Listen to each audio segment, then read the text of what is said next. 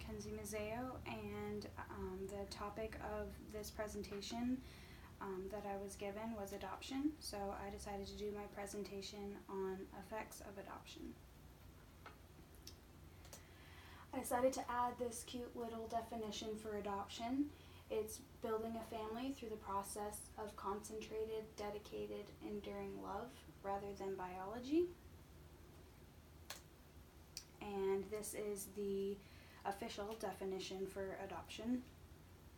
Adoption is a process where a person takes the responsibility of parenting of another person from a child's biological or legal parent or parents, and in doing so permanently transfers all rights and responsibilities along with affiliation from the biological parent or parents to the adoptive parent or parents.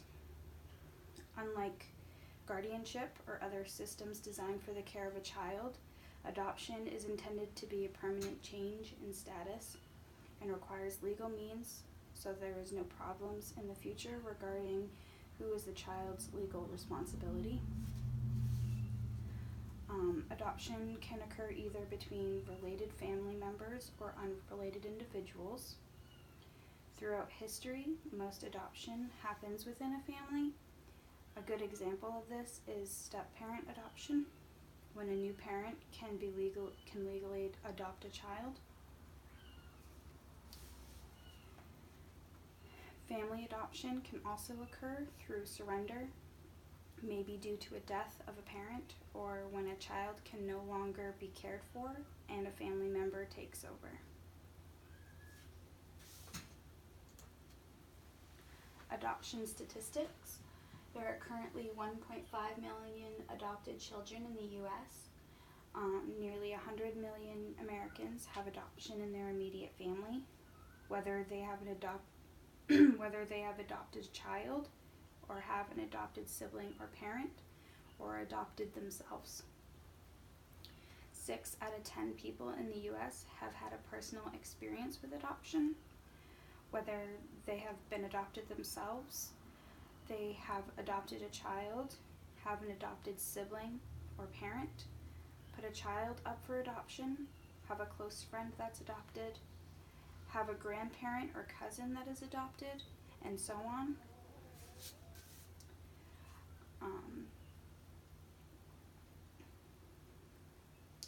Approximately 428,000 children are in foster care each year in the U.S. Approximately 135,000 children are adopted each year in the U.S. and around 7 million Americans in the U.S. are adopted. And with these numbers, males do outnumber the females, and African American children are adopted more than their white counterpart. 60% of children not adopted at birth spend between 2 and 5 years in foster care before they are adopted. 20% of children spend 5 or more years waiting to be adopted, and some children never get adopted. And the majority of children presently in foster care waiting to be adopted are 6 years or older. Common problems in adopted children. Studies have shown that some adoptees have 2 genetic factors that lead to alcohol and drug dependence. Out of a sample of 95 male adoptees separated at birth from their biological parents, who of which have alcohol and drug dependence, were followed up with as adults to determine their psychological state with alcohol and drug dependence, and half were determined to have a drug and alcohol dependence.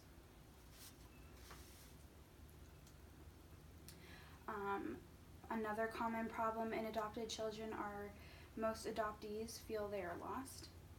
Although they are loved and are in homes full of love for one another, some adoptees fantasize about their birth parents and feel abandoned and often wonder why they were unwanted and why they feel so different from their family, and this can lead to problems in school. Adoptees in the classroom in preschool and in kindergarten. Though children at this age don't quite grasp what being adopted means, they often ask why they're different from their family members.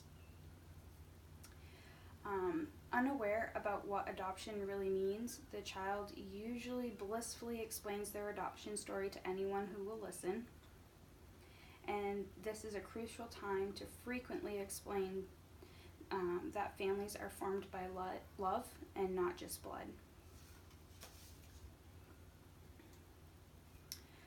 Adoptees in the classroom in elementary school. This is the age where adopted children start to grasp what adoption is, but not to its full extent. This is the age where feelings of loss and abandonment set in. This is the age where they start to feel loss and abandonment issues associated with being adopted. They often fantasize about what their birth parents are like, and they feel they were placed for adoption because they were not good, pretty, or smart enough. In turn, the child may begin to lash out at their parents, become unfocused in school, and become withdrawn because they feel unwanted or unworthy because they feel as though their birth parents didn't, or their birth parents felt that way.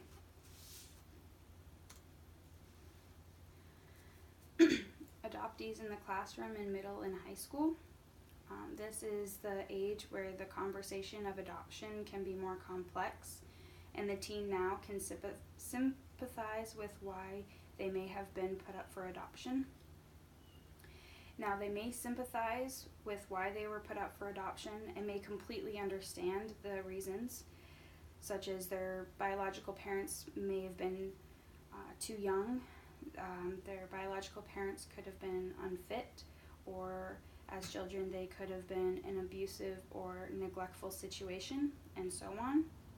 But most adopted teens still may not have worked through all their feelings about their adoption, such as feelings of abandonment. With more complex understanding, identity issues can arise.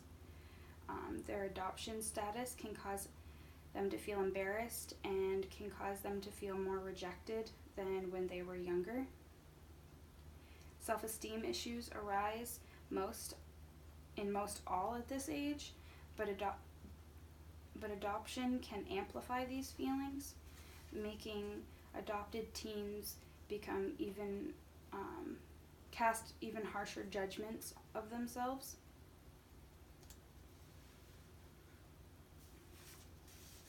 Adoptees in the classroom.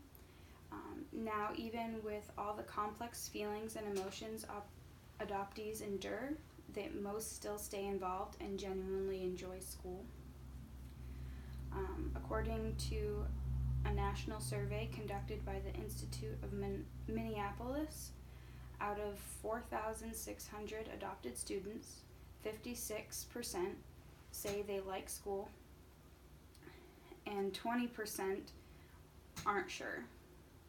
These statistics are not much different than the non-adopted students, where 54% said they like school and 23% aren't sure.